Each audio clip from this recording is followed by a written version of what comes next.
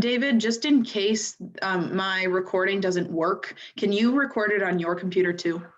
Yes, let me make sure I can do that. I really want this to. Please ask the host to give you permission to record. Okay. I'm asking the host. Okay. Let's see. Does it pop up? I don't think so.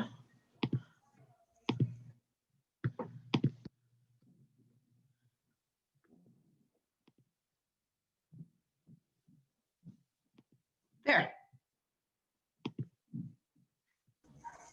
Awesome. Thank you.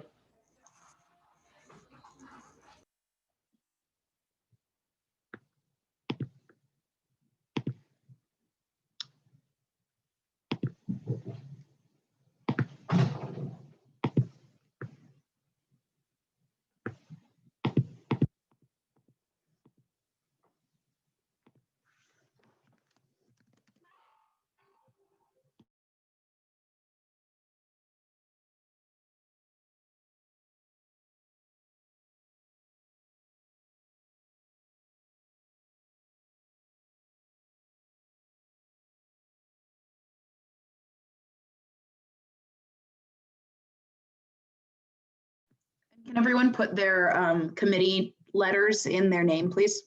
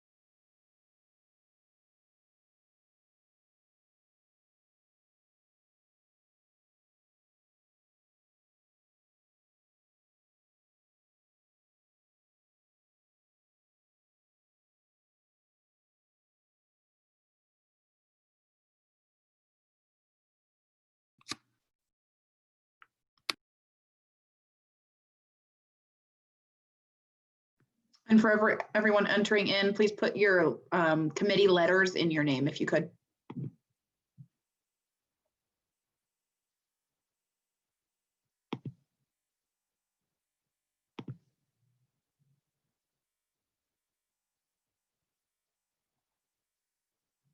And I'm going to give us just a few more moments so that if our speaker is running behind, that he can get in.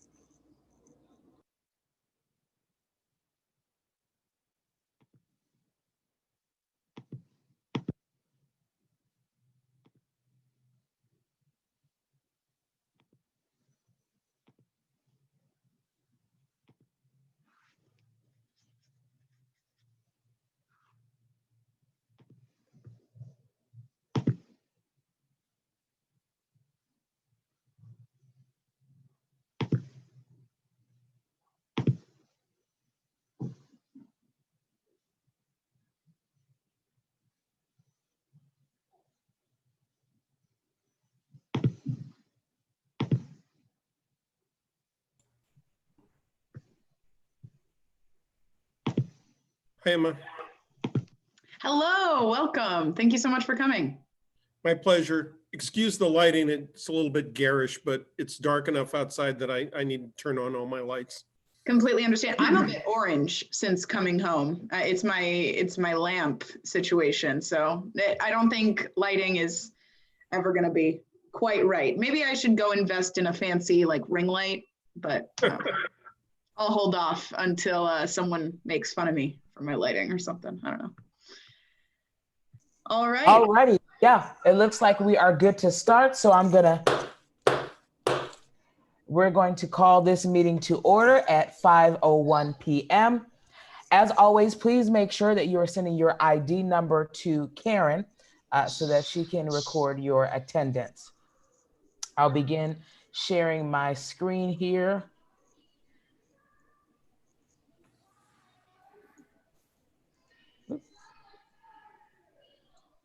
There we go. So as always, make sure you're sending your attendance in. Today, we do have a guest speaker with us today. We have Walter Zakahi, who is the provost of Bradley University. And so I am going to give the floor over to him for initial remarks. After his initial remarks, we'll begin a question and answer portion in which you will message me your questions. You can direct your questions to me. And if at any point, this is our, just to make sure that everybody's voice is heard, if at any point you feel like your question was not properly phrased by me or not properly answered by the speaker, please reach out to me and we can get that resolved. Okay? So with that being said, I'm going to stop sharing and allow our provost to take the floor. Thank you, David. I appreciate the opportunity to get to speak with all of you. I have just a few opening remarks and then I'll be happy to try and answer your questions. My guess is that I probably won't be able to answer your questions to your satisfaction, but I'll certainly try. First, let me start by thanking you all for your leadership and service to other students on campus and to the university. Your leadership has helped us successfully manage the impact of the COVID-19 virus, or more successfully manage the impact of the COVID-19 virus on campus. For example, we administered more than 3,700 tests on campus, COVID tests. There were 205 positive cases for our on-campus testing, for a positivity rate of about 5%. This is versus about 14% in Peoria County, and similarly ugly numbers throughout the state and the country. We feel like things could have been much worse this fall than they were in terms of the level of COVID virus on campus, and so we appreciate your help. I know you've been concerned about some of the decisions that have been made by the institution's leadership. Let me start with the decision regarding the cancellation of spring break. I'm sure you understand that that was made in order to try and help the control of the spread of the virus on campus.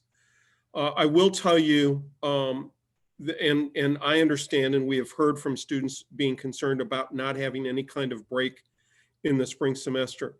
I'm trying to work on a plan to provide some small breaks.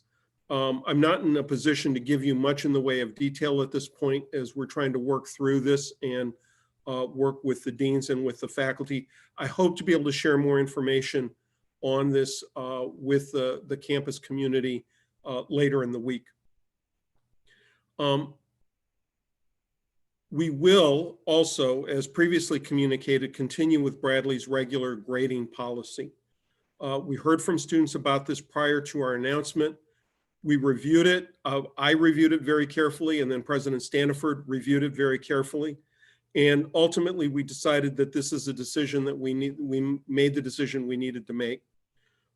We believe that the risks associated with multiple semesters of pass-fail will be a threat to the financial aid for a significant percentage of our students.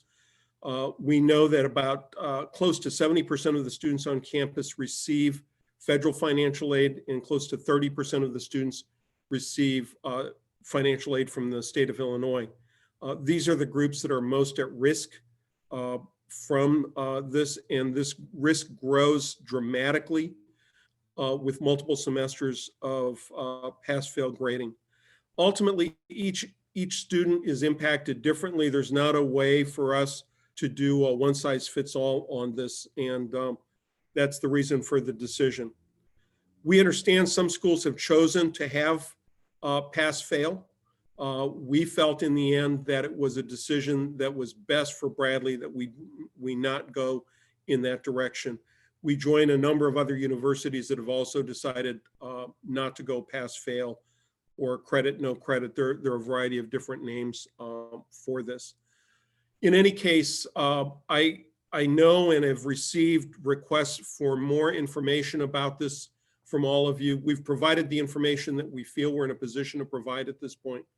And I'm sorry, I understand and have received and continue to receive requests for additional information about the decision, especially on pass fail. And chances are I'm going to end up disappointing you if you're going to request more information. And that's it for my remarks. Wonderful. So as an initial questioning period, I'm going to allow 10 minutes of questioning period, at which the 10 minutes has expired. We will, someone can motion to extend that questioning period, or we can end it at that. So I do have a few questions that have already been submitted. And so the first starting question someone asks is, what will be provided to students this semester to help academically in place of a pass-fail option?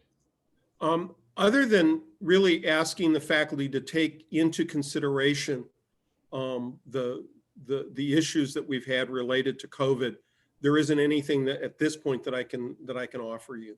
We've reached out to the faculty. We've asked them to understand the situation of the students and ask them to take that into account. But at this point, we're not in a position to offer anything else. Great. So I have another question here that says, shouldn't it be up to the individual student to decide whether or not pass-fail is appropriate for this semester, similar to how they decide which classes to take? I'm afraid not. One of the things universities do is universities make decisions about how things are going to work at the university. Pass-fail is a really good example.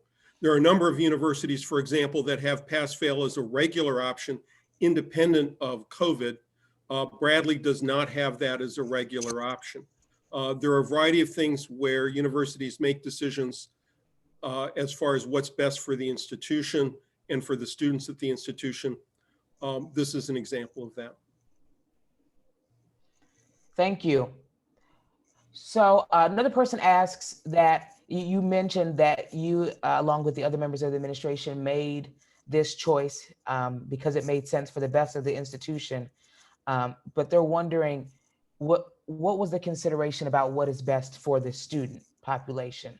Well, this is ultimately, when we talk about what's best for the institution, in this instance, we're also talking about what we believe is best for the students. As I said, what we were worried about is the risk to the students, especially those 68% of the students who are on federal financial aid, and the kinds of decision making that might lead them into trouble with the financial aid.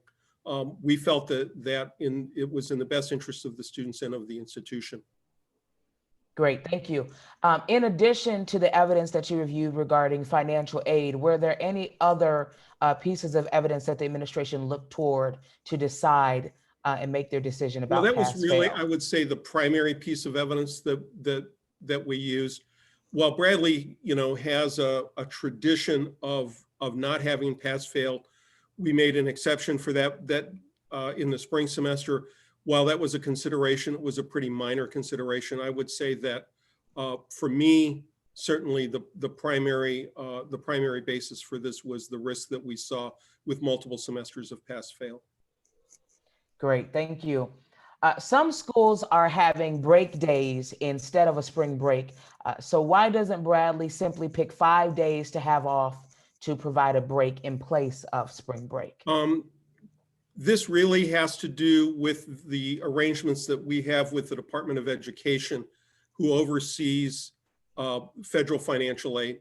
And so we put forward a proposal, or we sent forward something to them in when we made the decision to go straight through. May have been a short-sighted decision on our part, but ultimately what we set forth and sent through a set of dates to them, and we're not in a position to change that. We are, as I said, going to try and create some space, but ultimately, kind of like the pass-fail decision, it really has to do with expectations that the federal government has around how much school the institution is going to have over the course of the semester. And so federal financial aid is paying for a certain amount of school. We're not in a position to simply cancel X amount of school and still meet our obligations to the federal government. Thank you. Someone asks, you and the president previously mentioned doing something academically significant to make up for the lack of pass-fail options for the students. Is there something in the works? I know you kind of touched on it before, but they're wondering if there is going to be some academically significant. We've looked at it, and in terms of the current semester, there isn't really much that we can do. In terms of the spring semester, we're looking for, as I said, mostly around spring break, some options around trying to provide some smaller breaks, but that's something that's still in the works, and I can't make a promise about it at this point in time. Thank you. This question asks, is the leadership team concerned about students possibly transferring to other institutions as a result of the struggles of this year? And will that further affect the university's bottom line? I'm always concerned about students making decisions about leaving the institution. I believe that, as you all know, I'm an alum of Bradley. I received a great education at Bradley. Obviously, it was a different time. We've made decisions that we believe are in the best interests of the students and of the institution. My hope is that students will not make decisions which I would describe as short-sighted. Bradley, and I think the rest of the country we hope is going to be largely back to normal by next fall in terms of how we're offering an education. And we expect that if there's a vaccine available, then we will be able to offer what we've always offered at Bradley University.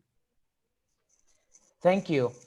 What students or constituencies were consulted in the decision-making process of not to permit pass-fail? And if there were constituencies or students selected, how were they selected? We did not engage students significantly, I would say, in the decision to not have pass-fail. As I indicated, we had a very specific basis for the decisions that we were making that had to do with financial aid. Great. And following just off of that point, speaking to the underlying concern about federal aid, how does that affect both the university and the student body, that concern about financial aid? Well, for a student, the immediate impact could be that making a bad decision in this instance about pass-fail could cost them their financial aid. That's the concern. And what that leads to then is a concern for the institution as a whole if a lot of students do that. But frankly, it really has to do with the concerns that we have about students making what I would describe as bad decisions, uninformed decisions, and discovering that they may lose their financial aid. Thank you. Next question asks, are there any measures or proactive conversations that the administration is having regarding next semester in order to make sure that the students feel more supported by the administration than they may currently feel? I am sorry if, I'm sorry if students don't feel supported.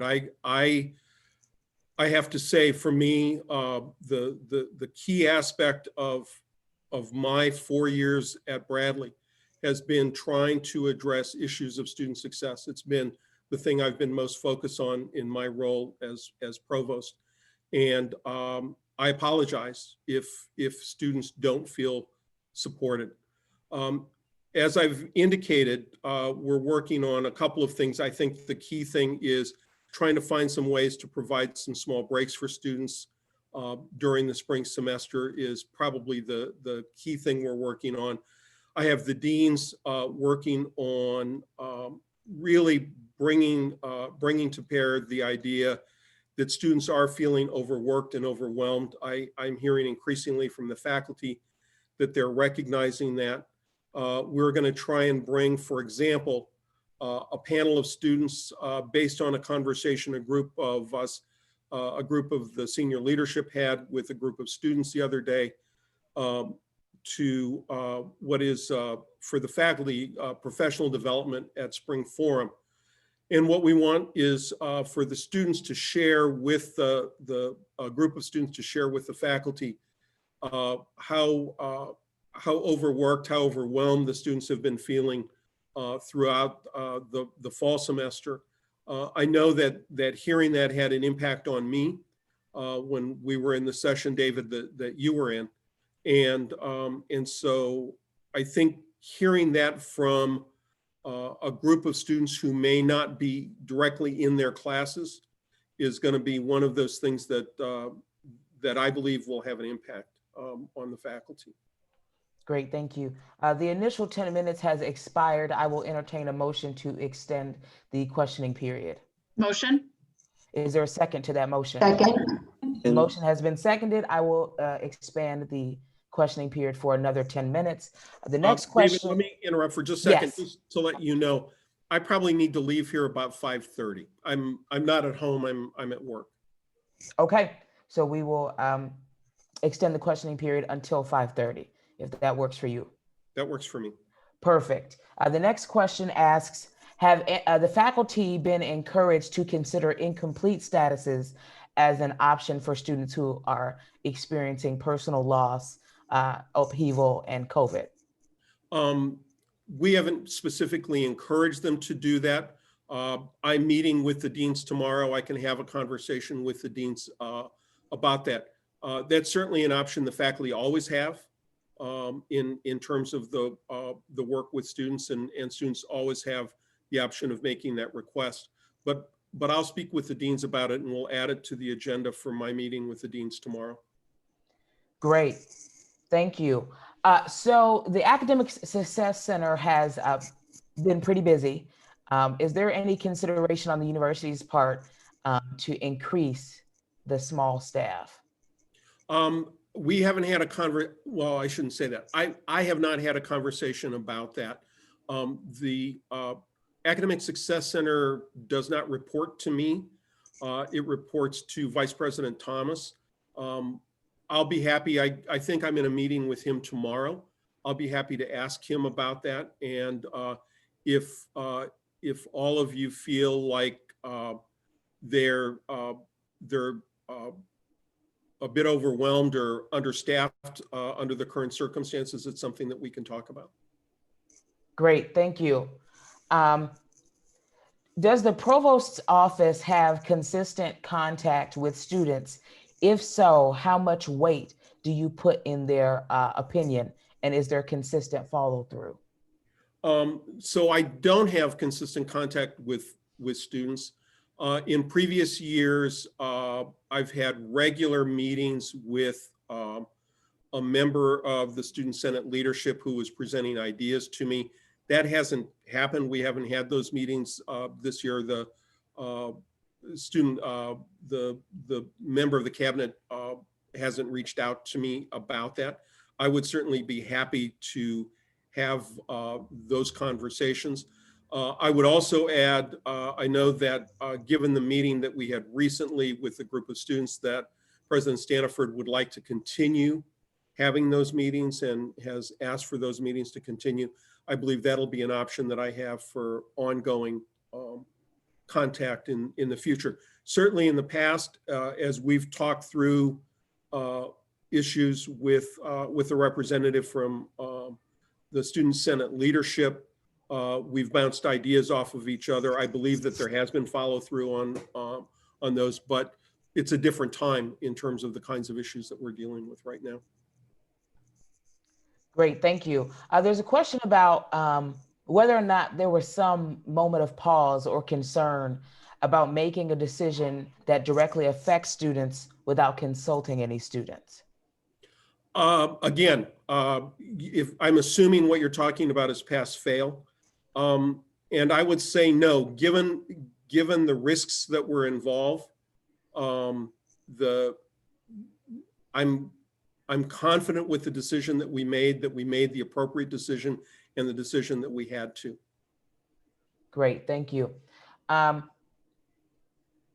of to the point, and I think we'll leave the pass fail option here at this question. Is there any consideration about students who are adults being able to make an informed decision. So say the university provided all the information about the risks involved with a pass-fail option. Would the university feel confident that students could make an informed decision about their academic career based on that risk assessment? I'm afraid not. As I've said, I think the risks are very high, but I would also add, again, universities make these decisions in advance for students on a regular basis. That is, we make decisions, for example, about what the curriculum is for a major, what the curriculum is for at Bradley, the Bradley core curriculum. We make a lot of decisions for students who are attending the university. This is not unusual for us to do that. And this is a case where we felt comfortable and we felt it's a decision that we needed to make. Great, thank you. Has outreach occurred to underrepresented populations and first generation students who under normal conditions would have retention issues? So in terms of specific outreach, I'm probably the wrong person to ask about that. And that would be both for underrepresented groups and for majority groups as well. While I have some involvement through faculty and staff, a lot of the very specific outreach would come from Vice President Thomas's Office from Student Affairs in terms of that. I expect that there has been, but I wouldn't necessarily know about that on a day-to-day basis. Great, thank you. Do the academic deans perceive that the quality of education being delivered in a hybrid/virtual style and even in person this semester is equitable to the amount of education they would receive in the regular in-person environments? I haven't asked them that question, so I'm not in a position to answer that. I think that we all feel challenged under the circumstances. I expect that there are, just as we normally have, we have faculty who are all-stars, who are doing amazing jobs regardless of the context that they're in. I may have faculty who do very well in face-to-face that maybe are struggling in online. I have other, interestingly, among the things that I've been hearing is maybe that there are some faculty who struggle in face-to-face environments who are performing better in online environments. And so I think it's a mixed bag in terms of what's going on. That would be my perception at this point. Great, thank you. I think in the vein of quality or how the faculty are doing in the classroom, what steps are going to be taken to address what we call overcompensation, where faculty members are increasing workloads in an effort to ensure that they're not missing the mark for their classes? So I've heard that from a number of students at this point, and in fact, I've heard it from some people who report to me who have their own children attend Bradley. And so this is among the things. I'll give you a very direct example. Dean Akers from the College of Engineering has had direct conversations with the department chairs in his college about this very issue. I believe the other deans, I've asked the other deans to have those conversations with the department chairs. They have more direct relationships with the department chairs than with individual faculty. As far as our professional development goes, as I indicated, one of the opportunities that I think that a group of students will have is to share their concerns about this issue very directly with students. I think that's going to have more impact on the faculty than almost anything I can say or the deans can say or the chairs are going to say, is to hear it from a group of students who aren't necessarily in the classes that they're teaching. Certainly there have been times when my students have told me that when I was back among the faculty, when my students told me that I was working them too hard. It was a different context and a different time, but that feedback probably had less impact on me than when I was hearing that that kind of feedback from others. And it wasn't my own students who were saying you're working us too hard. It's one of those odd things that maybe hearing it from others makes a difference. Great, thank you. Will faculty grading be compared to previous semesters to see if any of the faculty have significant dips in the average grade of their classes? And if so, who will be reviewing that data? So this is something that we review all of the time anyway. And so we look at data for what's referred to as a DFW rate. That is, we look at the level of the number of Ds, Fs, and withdrawals that faculty members have in any given semester. And we look at that by department, we look at it by course, we look at by faculty member. That's data that the deans and associate deans review, department chairs review, and ultimately I will review as well at kind of a supra level. That is, I don't typically look at individual courses or individual faculty members. I'm looking more broadly at colleges and departments at this, but that's something that we actually pay attention to every semester. When I arrived, we weren't looking at that data. Since I arrived, I've instituted that as just a regular kind of thing that we all do. Great, thank you. And just kind of one last question to cap us off. Will there be an opportunity for students to speak broadly to professors? And will that opportunity be provided so that students aren't responsible for reaching out to professors? I'm not sure I understand the question. So like there have been a lot of concerns from many students about this semester broadly. And I'm wondering if we're wondering if the university would provide some sort of forum, some sort of space where the faculty can basically be a listening board to the student body. I'm willing to have a conversation about that. David, why don't you and I and maybe you, I, and Emma talk about something like that? I was hoping that maybe this session at the spring forum might be an initial opportunity for something like that, and then we can look and see if we might try other opportunities. Ultimately, what I want to remind you of is the faculty have also been about as busy as they've ever been, right? Our teaching loads, we increased our teaching loads because of our concerns about enrollment for the fall. And so faculty members have typically had 3 course teaching loads, and now they have 4 course teaching loads. And as I think all of you understand, the high flex courses, which are the courses where a faculty member has students in the classroom as well as students online, are especially challenging. And so the only concern I've got, I expect the faculty will be fully involved with the spring forum as they always are, and we will see them there.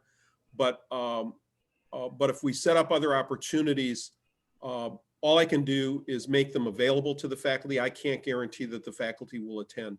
So let's start with the spring forum and work from there. Well, great. I want to take the moment just to thank you for coming to speak to us, to answer our questions. And this body will definitely be in touch with the administration further.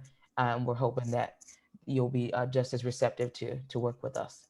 I would also say if you want me to come back in the spring semester for another session like this, I would be happy to do so. I understand that many of you are frustrated with me. You're probably frustrated with senior leadership as I've described the decisions that we've made. I get that, and I understand that.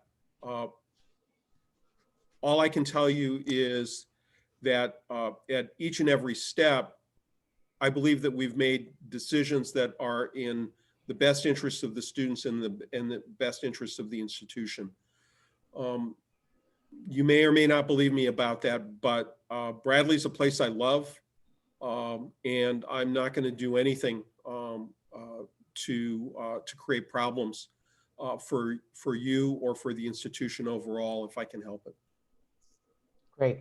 Thank you so much for your time, Provost Kahi. Thank you. Have a good evening. Bye.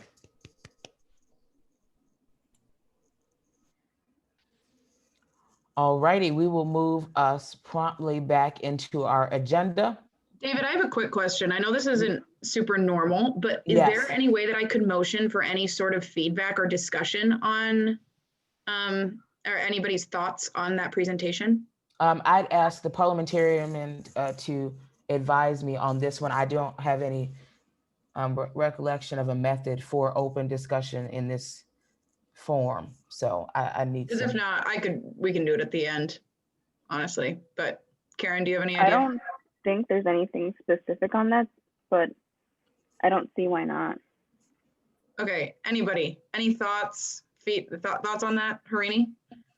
Yeah, so it's just that, you know, when he said like how he doesn't want to involve students, but then when he was talking about spring break, he said we made a short-sighted decision there. So like you do know that you made a mistake, but then like why don't you come to us, you know, beforehand and see the opinion, like, you know, get the opinion before, you know, making the decision, the final decision that greatly impacts the students.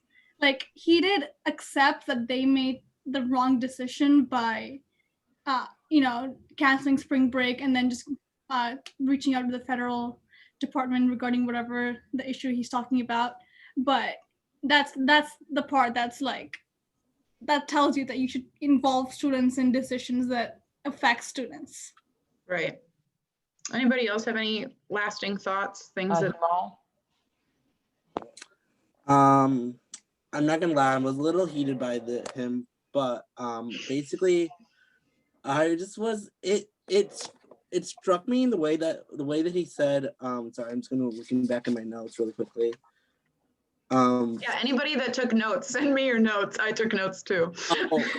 The chicken scratch, so I don't know how well you can read it.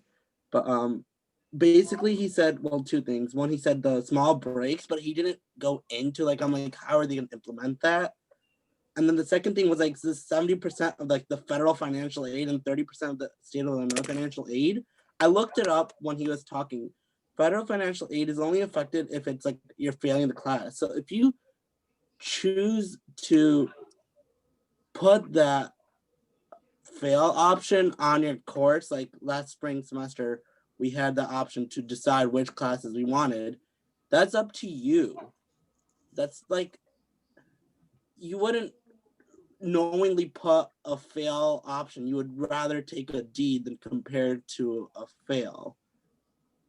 Yeah. And your federal financial aid really, it just didn't make sense to me the way that he explained that, oh, it's based off financial aid. I'm like, I have these facts right in front of me that financial aid really doesn't affect students that much because it's financial aid in terms of no human would put a fail willingly compared to like a D. You get to choose which For sure. which course you want to. Yeah. Might I add something? Yeah, of course, please. So as someone who was doing a lot of the research for that petition that was put out, every single thing I read had absolutely nothing to do about the federal impact he was talking about. If anything, I thought maybe, just maybe, the one thing that would be the most affected would be the scholarships that they're offering because, you know, they don't want to give scholarships to people who are failing every single class. But it's the fact that he almost had these mechanical responses prepared that 70% of students are going to have this, are going to be affected by this, and the other 30% are going to be affected by this. And I personally would love to see their data, and I would love to see where they're drawing those conclusions, because it seemed like every time we asked, they had nothing, that he had nothing to say to us about it, except that 70% of students are going to be affected one way, and the other 30% is going to be affected another. And like I said, in all my research, found Sorry, nothing. who said that? Go ahead. Oh, I was going to say, I was honestly a bit frustrated about not just his responses, but the process. Like, I can't speak for everyone, obviously, but something like what you just said, Jordan, I feel like really should have been brought up to him while he was still here. I sent David some questions that I thought were, weren't inappropriate or anything like that, and I was a bit frustrated by how they were reworded to be a lot, just kind of a different question that's an easier one for him to answer. For sure. In the future, please feel free to interject there and ask follow-up questions. But what were some of the specific harsher questions that you, and maybe harsher isn't the right word, but what were some of the things that you didn't think were answered sufficiently? My main thing I wanted to ask him about was his view that students would be incapable of making the decisions that they need to do for their own financial aid, and his belief that their adult students are incapable of that. But it was just kind of, I'm sorry, I didn't mean to like call you out, David, but No, that's totally fine. In regards to that specific question, I understand, what you were talking about. I did try to phrase it as to how students who are adults can make their own decisions, but I can see that we probably, I probably could have been more pointed. So for question and answer sessions in the future, it might be better if individual senators could just ask their own questions. We can absolutely visit that idea. Yeah.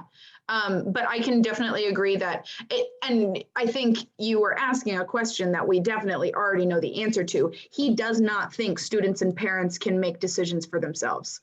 And no matter what he would say, that's kind of the answer that we would get, which is a text that I got from Josie during the meeting was that he, oh my gosh, what was I gonna say? I just lost it. Anyway. You can pick your career, but you can't pick pass fail. Thank you. You can pick your career, but you can't pick pass fail, right? You can choose to go in debt thousands of dollars to a university, but you can't choose pass fail option for a class. You can choose your classes every semester, knowing whether or not you have a good chance of passing or failing said classes. No, but you can choose pass fail. I was super frustrated. I feel like these follow-up questions needed to be asked while he was here. Yeah, understandable. Absolutely. But I definitely want to, Xavier, you've had your hand up. So I was kind of bothered because when we were talking about how when he's talking about the institution, he's including the students. But then later on he says students and institution. Like, so he in his mind, those are two different things. Right. Because he clearly, he made that clear. He did. So like, he was just like, oh, when I'm talking about the institution, I'm talking about the students too, but like, not necessarily. Yeah, there were a lot of contradictions throughout. Absolutely. Anybody else? Karen, you have your hand up?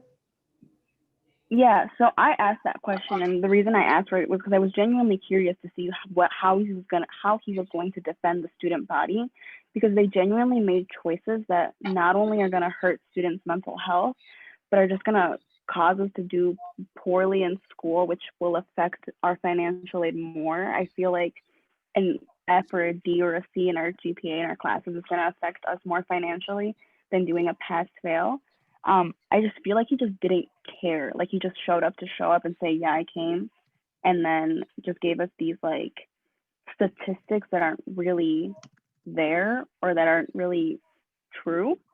And it really felt like, like he just didn't care. Also, I will interject about some of the follow-up. Typically our speakers are here. Like, I've never had a speaker tell me, oh, I've got to go like right now. So I think it was a little more difficult to push him in more directions because we should have had him for much longer. That was a question I asked you, David, during the meeting did he indicate that he was going to have to leave after 30 minutes? No, there was no indication that he had to leave. And I don't really tell them that, hey, we'd like you to stay for a certain period of time, because most of the speakers, when they agree, just agree to come and speak, and however long it takes, it takes. But yeah, I will know to make that more clear, I guess, because absolutely. I'm gonna move a little bit more quickly. So then, Erin, go ahead. So I don't disagree with the idea of pass fail, but just to play devil's advocate a little bit, my understanding is many people would take the pass-fail option, even if they didn't necessarily need it, just to make their classes easier, which I feel sometimes can lower the academic success of people in the future if they're not pushing themselves to the limit. Although, I mean, that's not to say that it's not a good idea to have it anyway. Yeah, and I just want to make it very clear, when they declined our proposition, I was not mad. I absolutely, quite honestly, support, if they need to make that decision, I will support the administration wholeheartedly. The one thing is that the president promised me, he gave me his word, said, I promise to give students a meaningful substitution for pass fail. Now, the fact that the provost had nothing to say about that is scary and horrible. So Aaron, totally agree with you. I think if that wasn't the best option for the semester, but it's not our job to come up with it. We should to go to the university, say, hey, we are dying out here. And then they say, absolutely, we're going to figure something out to help you, but they're not coming up with anything. So thank you so much for that point, Aaron. Karima, go ahead. There were two things that he said that kind of bugged me, and the first one that I noticed off the bat was the fact that he said that he cares about students, but also pretends also shows that he really doesn't care that much. So it was kind of like he was saying two things that didn't go together. And another thing was, I don't know if he said this, but I think this is what I got from it, is that he didn't really consult students before making the decision, and then made the decision and then just went with it, and then got a bunch of student feedback. And then he was just like, oh, it's already made. It is what it is. And for the record, we've been saying this for months. And the fact that he says that this student advisory group, that David, me, Jordan, we were all in this advisory group. We were saying all the same things. And he said, oh my goodness, thank you so much for this feedback. This is really interesting. That's what blows my mind. I'm so sorry. Guys, you should have seen my face. I started crying in front of the president of the university. Not surprising. But anyway, Karima, you said you had two things? Yeah, that was just it. That was it. Okay, awesome. Well, thank you so much. Jamal, you had another thing? One more thing is, on the fact that he didn't even bother to talk to the students, but he didn't bother to talk to the deans. The deans. Mm-hmm. Very true. Good thing to point out. Absolutely. How can you not talk to the deans of the college? Absolutely. Yeah. Okay, I want to talk to students. Okay. But then you don't want to even talk to deans? Yeah, I know. Brian, go ahead. I just wanted to say that I guess the biggest takeaway from this for me is that I'm just really confused at this point. Originally, I thought the whole reason that he wanted to go pass fail was because he really only gave a shit about Bradley's bottom line. Mm-hmm. But I know personally, just from other brothers in my fraternity who've been really struggling this semester, won't be coming back. And so that's just money that Bradley won't be earning. And so this really is just affecting students and the university itself. And so I'm just really confused as to who this is supposed to be helping, not having a pass fail. Yes. And really messing over everyone. Do you mean specifically next semester they're not coming back? Yeah, because of their struggles this semester. Just their grades have been awful, and they just want to either take community college classes or just take a gap semester. Dude, I know so many people who have told me personally the exact same thing, that they will not be coming back next year because we are still in the middle of a pandemic and they're going to fail all their classes again, and they're going to dig themselves an even deeper hole. And that's why I was the one that asked that question, because I genuinely wanted to see what he would say, what he had prepared for that. And the fact that he then said, oh, no, it's all for the better good. I'm sitting here it's like we're literally telling them what's going on campus, and they're still not listening. Yeah, I do think they're underestimating the retention issue. I think that they're just hoping and assuming that many students will continue to do it another semester, when that's just simply not the reality. Andrew? I had one major issue that I think we haven't talked about yet, so I'll try to focus on that. He, in part, justified the decision to not include students at all by saying they decide the core curriculum on their own without having corrected anybody. And I think that that is the most inopportune way of trying to justify your position, in that this has nothing to do with the daily comings and goings of the university and everything to do with student body health, which is the entire point of our organization. And the fact that he blew us off on this doesn't make sense to me. If you're going to say this is for the students, as he claimed to say, you can't then not include the students and not include the deans. It's just not an option.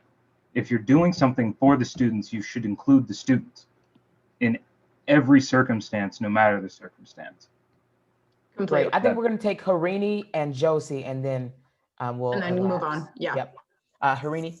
Yeah, so kind of going off of Andrew, it's like, it's kind of almost like, what's the point of student senate? Like, if it's like, we don't matter, like, what is the point? We try to resolve issues, and then like, whether it's, you know, trying to do like, having a say in the administrative decisions, or, you know, just as like small as trying to come up with a resolution to like fix, like, I don't know, like the faucet is not working. Like, student senate has always been struggling to kind of like, you know, have a power with the administration. Like, we don't have a say.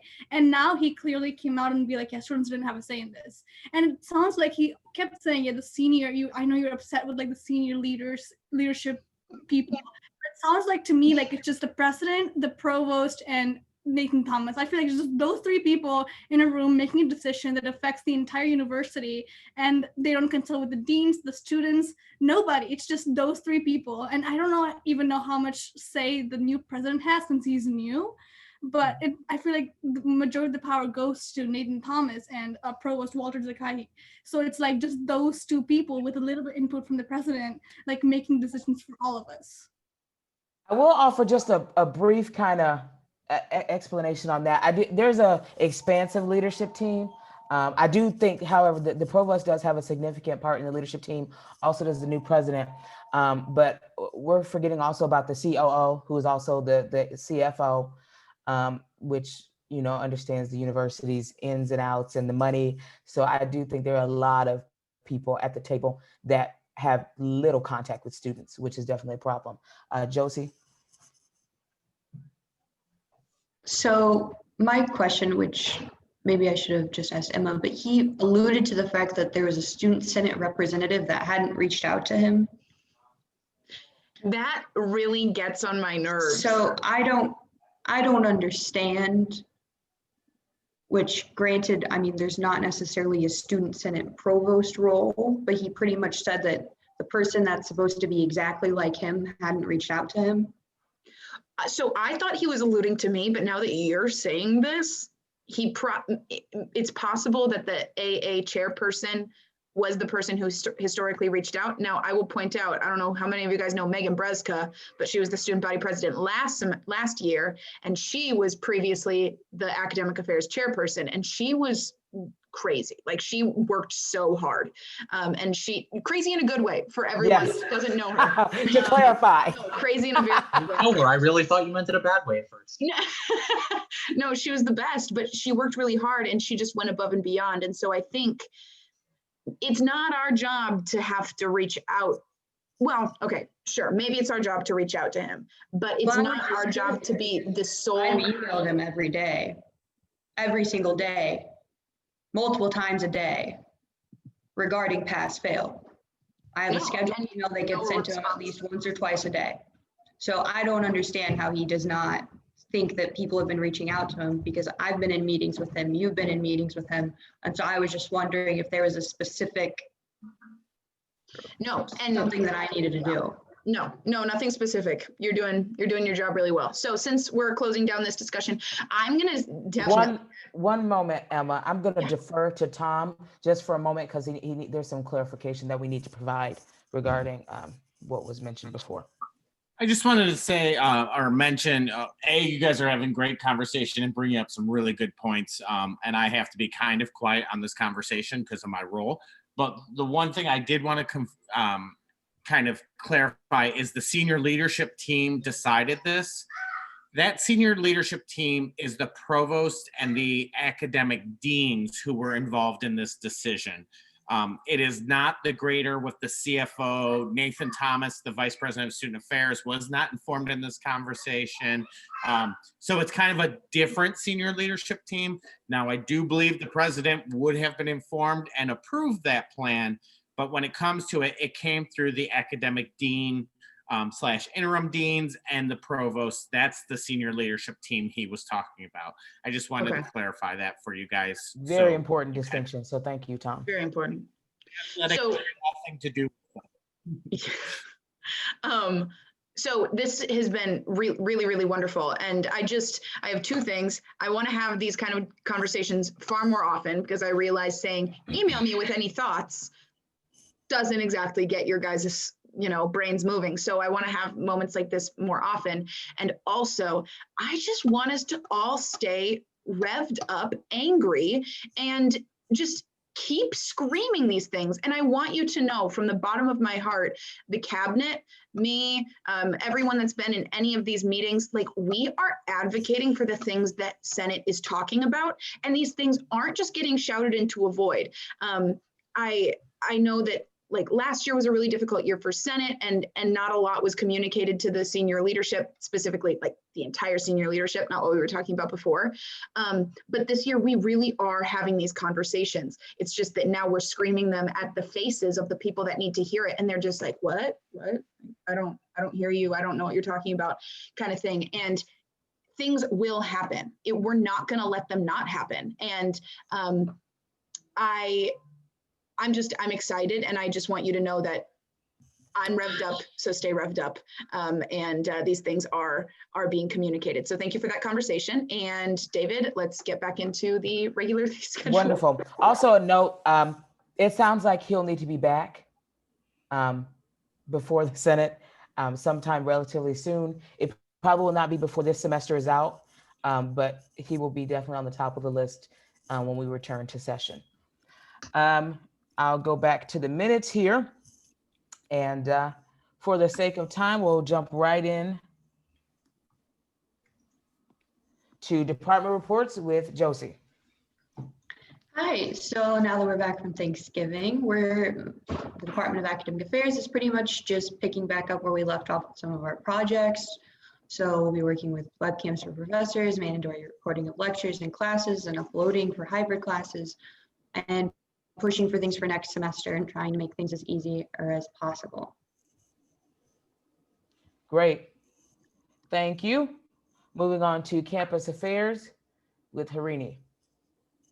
Hello guys. So I have like a lot of information here. So it's pretty much regarding students who are returning to campus after Thanksgiving break. So students who live in the dorms are the only ones that are forced to move back to their places. So people who live in off-campus houses and apartment buildings done by Bradley can still come. So most of my information is regarding that. So let's see. There are a lot of questions here, so I'm scrolling down. Okay, so regarding dining service, so the pod is open, so the timing is listed there. So students have time till the end of the semester, 12/17, to use the dining dollars and stuff like that. And if it's dining dollars, it will carry over. If it's meal swipes, it will end there. So whatever you're left with, it just kind of goes to waste. So kind of make sure you use that. And then with Hilltop Safety Cruiser, it will be still running for the rest of the semester and even through spring break. So if you're staying here, during the, sorry, not spring break, winter break, you will still have access to that for whatever reasons. If for some reason they don't have employees for that, they will be, the police officers, the BUPD officers themselves will be giving rights to students. So make sure if you do want, Safety Cruiser, to call the number. They still are in works. And then regarding financial aid constituency, we had the last GA, which was a while ago, and you guys kind of probably all forgot. It's just basically if going remote will affect financial aid. So we got a reply from the financial aid department. They said in itself it will not affect the like financial aid, but it's more on like students. Like it's several factors, so it depends on each student. So if for any reason you have concerns regarding that, I do suggest you contact the financial aid office. I do have the email linked in the minutes. So make sure if you have any questions regarding that to reach out to the financial aid office. And then the library hours, so there's library hours are restricted, but it will be going till, again, the end of the semester till 12/17, and the hours are listed here. I'm just kind of like going fast because I have a lot of information and I don't want to take too much time of yours. And lastly, building operations. So most of the academic buildings and non-academic buildings will be closed unless you have authorization, whether it's employment or for academic reasons. The department has to give you the right. So make sure if you need to access the building, you contact the department properly to get access to the building. And Beck will be open for the rest of the semester. Like, the library is for studying purposes. So Beck and library will be open for the rest of the semester. The rest of the buildings, you do need permission from the department in order to access it. So make sure you do reach out to your department if you need access to anything else. And that's all I have. Great, thank you. Moving on to campus safety and community relations with AJ. Hi, everyone. Sorry if I cut in and out. My internet connection isn't great. Basically, so last week we met as a committee and brainstormed a bunch of ideas that I'm going to be reviewing and looking at as we sort of head into break here and finals. And then once those are organized, we're going to formulate a pretty detailed plan of attack for next semester. So that's what we're looking at. Great, thank you. Diversity and inclusion interim, Ellie Hawkins. Hi, not really much to report on as we're still just kind of building ideas to best prepare whoever our future chairperson is. But yesterday, or maybe it was today actually, Cameron sent me, he has finished the calendar of all inclusive cultural holidays. So that's pretty exciting. We still have to review that and we'll talk about that today. But other than that, not too much going on with diversity and inclusion. Yeah. Great, thank you. No report from the parliamentarian. You can read Ani's note there, but otherwise he has no report. And we'll move on to the student body executive report, starting with Director of Administration, Brandy Wayne. Hi, everyone. Happy Monday. This is just a note that everything that was spoken about during the speaker today is in the minutes and will be on the Canva as well as the Google Drive for Student Senate. And just to reference to what everyone is saying, yes, a lot of these conversations, we try to answer as many questions as we need, but to keep these conversations very civil, obviously things will not be a brawl, right? Especially when talking to the speaker. This was just with anyone. We really want them to come back. Thank you, David, for setting these up. The meetings for the setup time aren't easy to set up, especially when they're higher in the administration. So thank you, David.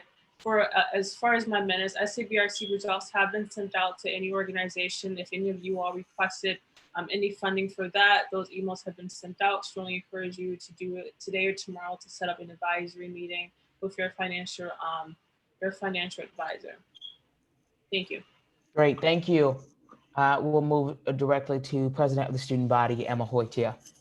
All right, in these last few moments, please remember that if you didn't put your committee letters in your name, please do so I can put you in your breakout room.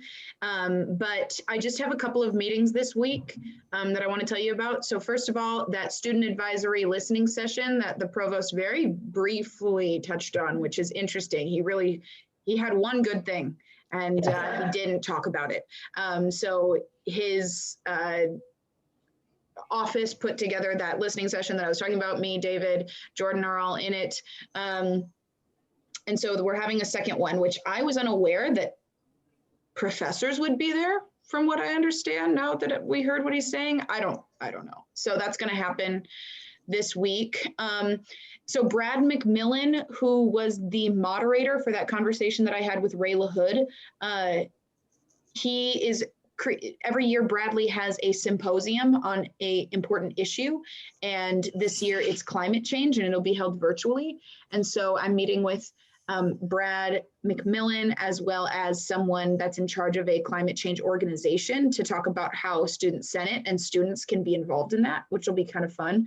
And then Bradley like the website and all other marketing things are under review right now through an outside organization that's going to review and kind of give them a revamp, I guess.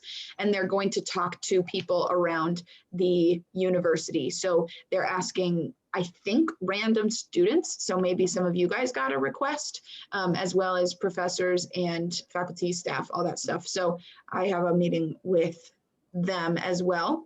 But other than that, nothing else. So this is our last GA for the semester. So thank you so much for your hard work this semester. You guys are just a really fantastic group of people. I apologize if anything felt weird or off, as it's just been the strangest semester ever. But if you guys have any feedback whatsoever, whether it's harsh or nice or whatever it might be, I want to hear it. And if you don't feel comfortable sending it to me, send it to your chairperson, whatever it might be. But take a much needed break and don't think about Senate for a while, or think about it every day and write down all your notes and send them to me. So thanks so much. Great, thank you, Emma. Advisor Coy. So my message is actually kind of opposite of Emma's, but it's keep in mind, faculty and staff, we keep getting paid and we keep working at the university. Unless someone's taking vacation, our last day is December 23rd. So I will be reporting to work and through December 23rd, and then staff return January 11th, faculty on January 18th. And most of us are going to be on email at least starting January 4th. But use this time, if you have the energy and the sense of pissed off about whether it's the provost or anything on campus, this is a great time to gather information, reach out, try and get answers, and fill people's email mailboxes with things, and to show them you're passionate. So I will just tell you, I'm always on my email. I'll be there through December 23rd, and I'll probably be checking over the holidays unhealthily, but use this time. If you have a pet project or something that we didn't get to this last semester, absolutely use this to start researching. And even if there's something you have an idea and you don't know where to go to, reach out to me and I'll try to redirect you. There's lots of things on campus that need a good looking at, just the same as we did with the provost and the pass-fail option. So you can either take a nice break and relax, but also if you're pissed off about something, you can use that time to be pissed off and get your kind of ducks in a row to be ready to go in the fall or in the spring semester. So otherwise, I'm here, and have a great break. Great, thank you. Constituency report. I have a report. My name is, sorry. My name is Danielle Watson. I'm an academic senator. I'm also a junior. From the conversations I've had with students within the last week, their main concern is COVID testing for next semester. This past semester, they've felt that testing wasn't easily accessible on campus.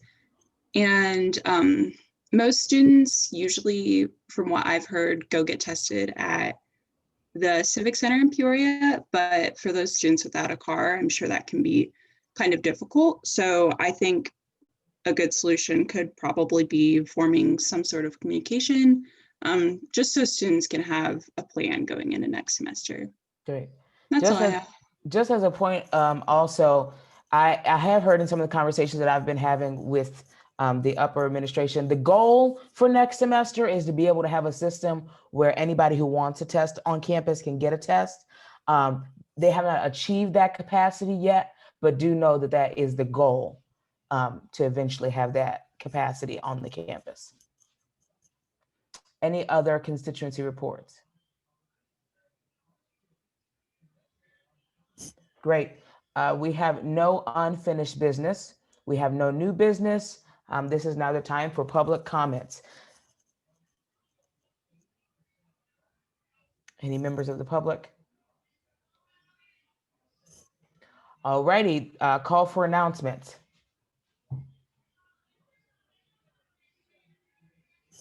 Great. With that, I will entertain a motion to adjourn. Motion. Is there a second to that motion? Second. Motion has been seconded. We are adjourned at 6:06 p.m. All right, I have a couple of people that I do not have placed in a room. Oh, Joshua Tortuga, what room would you like to be in? Oh, he's not a senator. I had a feeling.